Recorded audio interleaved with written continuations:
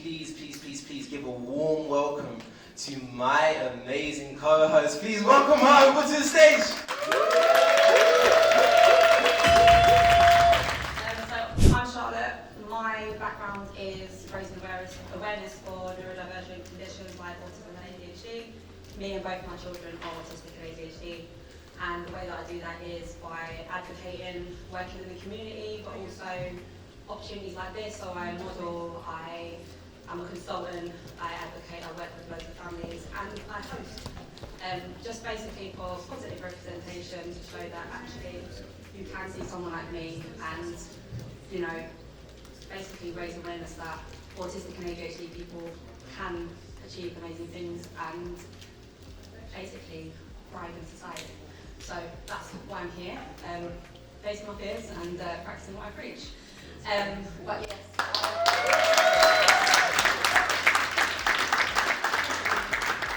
I would like to welcome our first guest, skepple, who is absolutely brilliant, a brilliant mind, fellow neurodivergent individual, and a lot of exciting things coming. And you will learn for yourself. He's going to obviously answer loads of questions. So, welcome in, Skepple.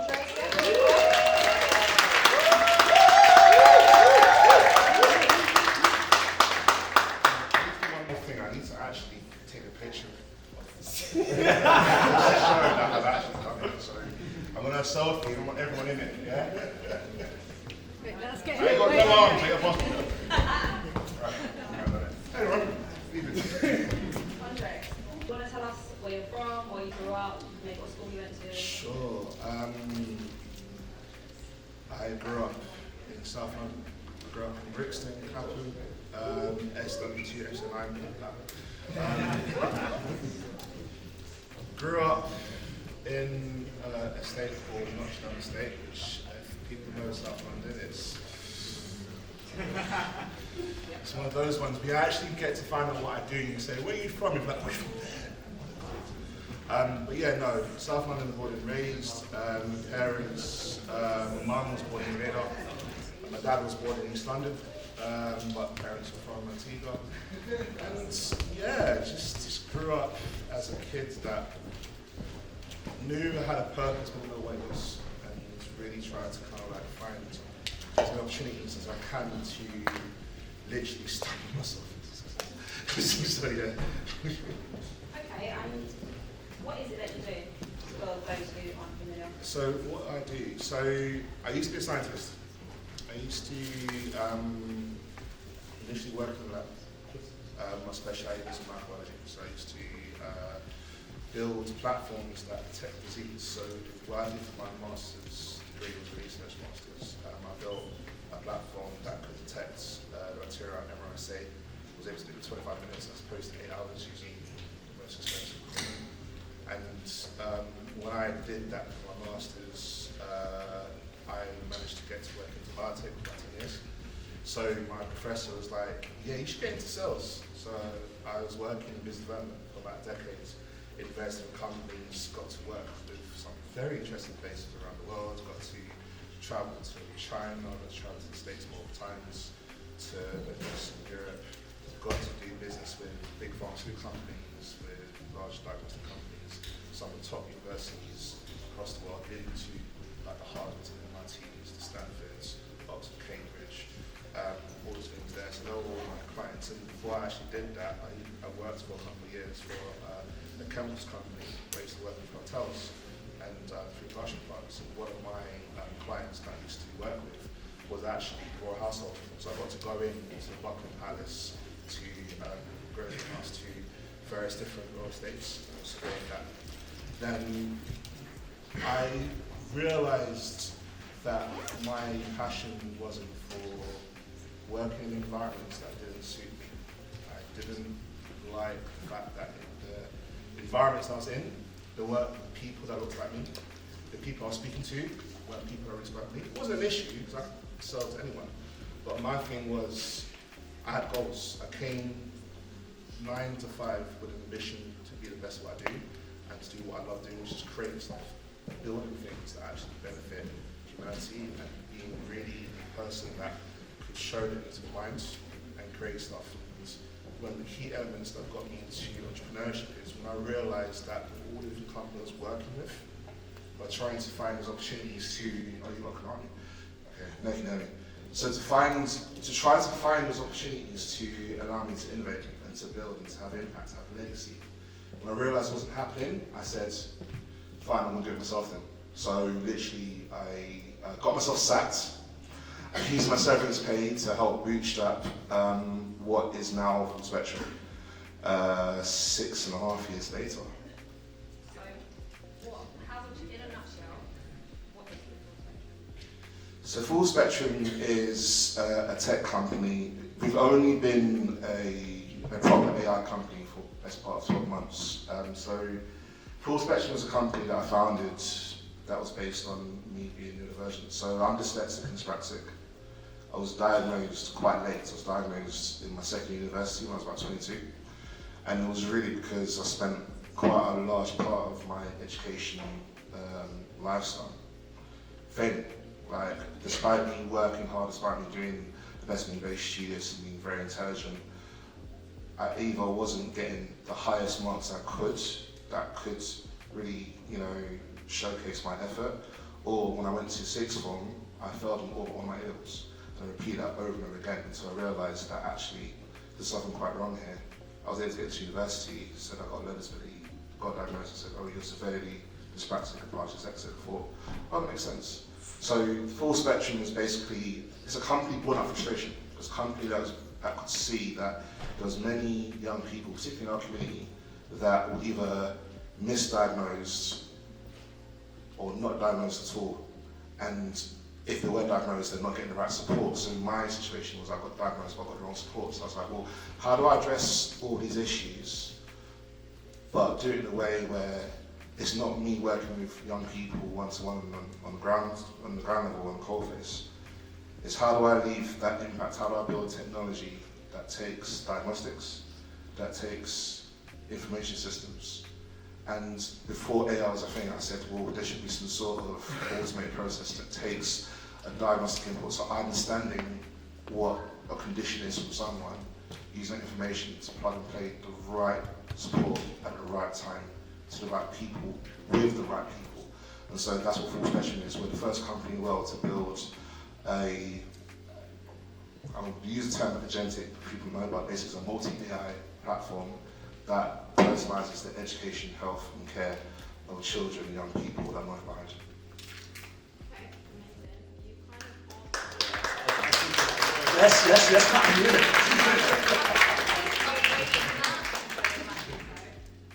you kind of answered the next two questions I was going to ask you, but just in case there is anything you want to add to that, I was going to say, what made you want to get into this career and what steps got you there?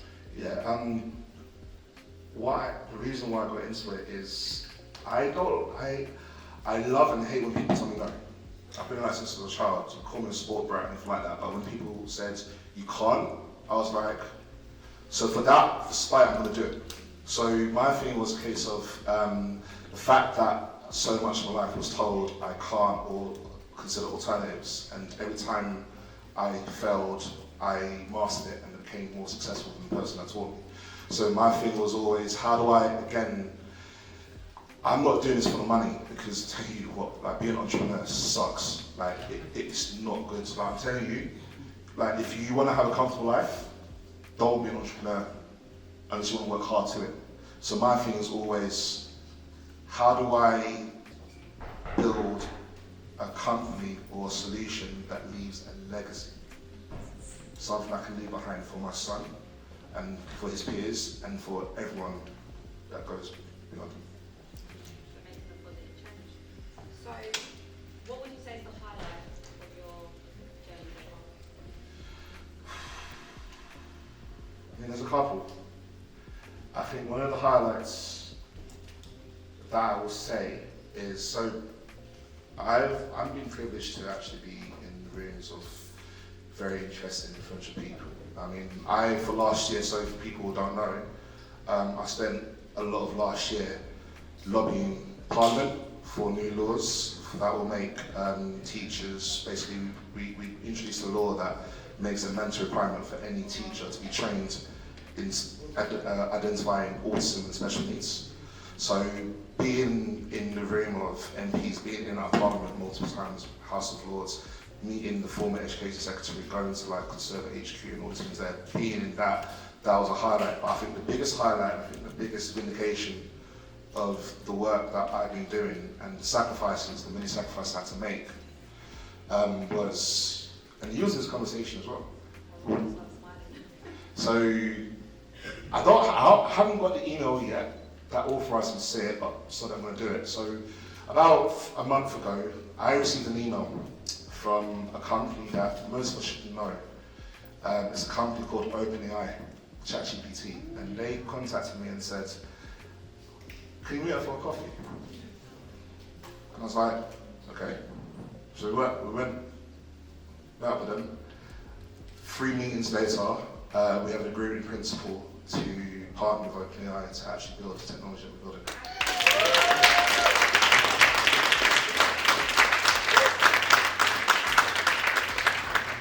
Come in, it's one room. So yeah, that's one of the highlights, but more to come.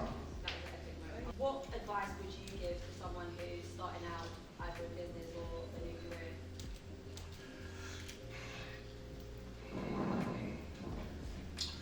Be prepared.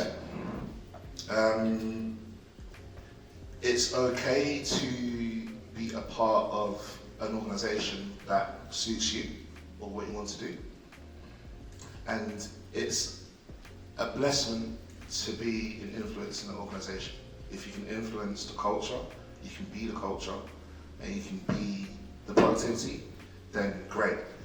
If at any moment you feel your passion or your purpose surpasses the environment you're in, and you're willing to sacrifice a hell of a lot for it, believe me, if you're willing to sacrifice everything, be ready for the shit hit the fan, then build. Because the key thing that people don't, and the thing is, I'm going to be very, very gritty and real in terms of my background being an entrepreneur.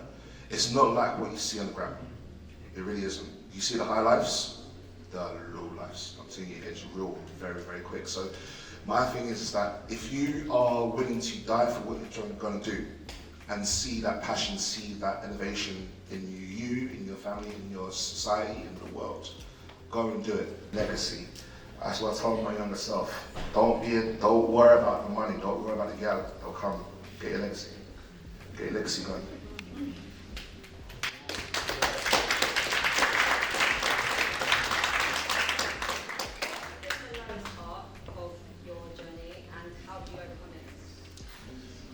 The lowest part, there's a couple of lowlights.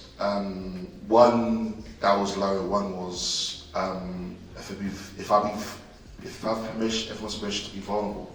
Yeah. There was a part in my journey that I didn't think I'd actually be living today. Like, I was actually thinking about taking my life. Because about 2 years ago, so when you are an entrepreneur, especially when you know the version, you kind of hyper-focus on things. And you really want, so the thing that was really driving me to build a company, to raise money, which was very, very difficult. The company that I started doing, we raised about £803,000. That was part angel investment, part grant. And that company that raised all that money, that had a team that was building a platform and things externally looked good, it was a mess because the key thing is that I didn't have, at the time, the support I needed around me. I had people put money in, but that was it. There wasn't really kind of like advice to navigate a convoluted, mechanism system of being a tech entrepreneur.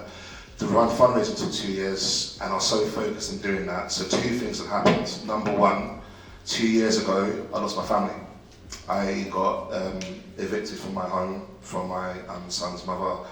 I don't live at home anymore. I live with my parents, and I've been trying for the past 2 years trying to rebuild. So it got to a point where, because I was working so hard to build something for my family, didn't see certain things, and things went left. But the other thing that happened is because of kind of like a domino effect of not having the right support and not understanding failure and, you know, the real, like I said, what I really knew what a mentor should be is a year ago we actually placed the company into insolvency. We liquidated it. I had to make my team redundant, I had to make myself redundant, I had to borderline bankrupt myself and lost everything. Like when I tell you, bro, I've been broke for 2 years. 2 years, been absolutely breast. But the key thing that got me going was knowing what I built, and people were like, no, keep doing it, we're gonna do it with you. And what we was able to do was when we liquidated the company, we then 3 months later bought back the IP, the company name, and all of the intellectual property, the assets, everything for £5,000.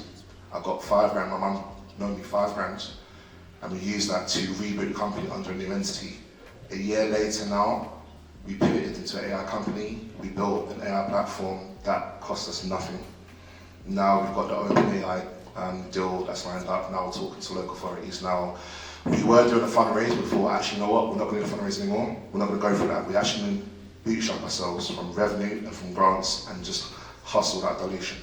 So we had to go through that Phoenix, and that was a low light that then turned to my biggest strength. Because now I've been through the worst that we've gone through, nothing can actually knock me off. One of the things that I would say is not every founder is a CEO. Don't get gassed in thinking that you have to do everything. If you've got the right team around you, if there's someone in your team that likes to do the dirty work, that likes to do the bullshit about building companies and running it, so on and so forth, let them do it. If you like creating stuff, you do that, you do your bag. You have to find the people, the right people around you, your right squad around you to ensure you go in one direction. Me making that move not only allows fulspektrum as a company to go up to new levels with experienced people that know how to scale up companies to multiple figures, it's now unlocked me to do other things. So I've now created 2 companies from doing that. One company is a company called Advanced Thinking, where the AI technology that we've built, we've now found a way to repurpose it. So anyone, and this is a shameful plug, if anyone has a great idea to build an AI solution or wants to build a company, me and my team will work with you end to end to make it your idea to reality and do it properly. We'll build your AI, we'll build your back end, we'll build your front end, we'll be advisors, and we'll help you raise investment. Which goes to my next point. The big project I'm working on is a project where it's a company that creates other companies, but also create an investment fund. So I'm actually putting together an investment fund so that any people that's in black or brown or any type of communities that feel marginalized from actually getting access to public capital, not only will we help you, but do it the right way. Not the way that everyone else tells you to do and sees the typical, we go and pitch, that. I don't like pitching, I like to tell stories. It's about really showing what's the art of running business and to ensure if you've got technology, it's not the 1% that live in Silicon Valley, live in Oxbridge. We are the masters of actually being innovators. I'm privileged to actually have people in my team who are world-leading experts in AI that have given me access to not just technology, but their insight, so I can give it to you lot. So that's what I'm doing. That's what the next step is.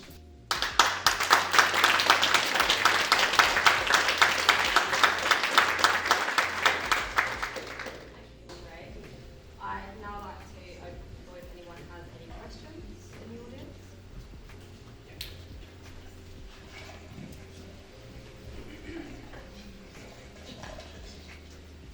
Hi, firstly Andre, thanks for coming to speak to us. It's a privilege to hear your story.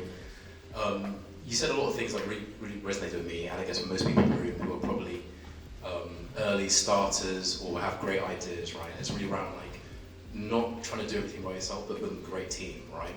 But how do you go about building a strong team if you don't have the reputation or the credibility, or even like, I guess the intellectual capital, right? Like how do you go about doing that? And there's multiple ways I can answer that question. When you're building a team, if you are the founder, if you are essentially that central point of what your idea is, the team must be a complement and an extension of you. So the first thing you need to do is you need to do your own SWOT analysis, strengths, weaknesses, opportunities, and threats of yourself. what can you do, what do you struggle doing, what's the requirement, and who's the profiles. So once you identify in terms of who the profiles are, then you go and recruit them. But the key thing is, what I like doing and what I feel I'm really good at doing, this is why this another person who's joined the team, is sell the vision. You are the passion, you are the company, you are the idea in terms of what's going to be executed, and people are sold by people. People join teams because of the vision, the principles, and the leader of that team. But the key thing is this: it's not about being an ego, it's not about being a Stephen Bartlett or anything like that. It's about being you. It's about understanding that what I want to do is not just me, it's not my purpose, it's I had a meeting with someone this morning, and one of the things that I was explaining to them is, I can show you my vision from beginning to end. I'm not going to do that. What's your story? What's your vision? What's your destination? What's your origin story? Get them to talk about it, get them to really understand what their beginning, middle, and current narrative is, and then use it as a way to talk about what you're doing. And this is the key thing: you don't tell them where they are, you ask them, where do you feel you belong? You empower them, you make leaders out of them. That's the way to build your team. You say, I am doing this, but I can't do this without you. How can you help me, and how can I help you? That synergy is what's very important, and it's quite essential to build a good team.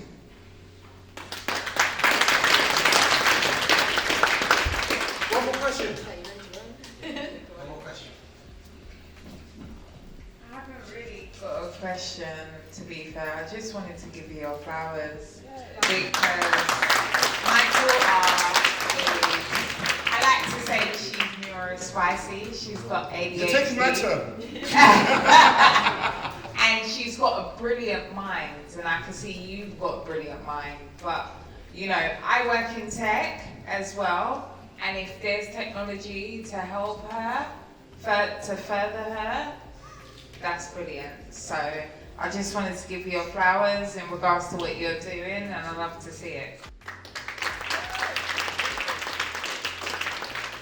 Ladies and gentlemen, can we really give it up for Andre and everything that he's spoken for?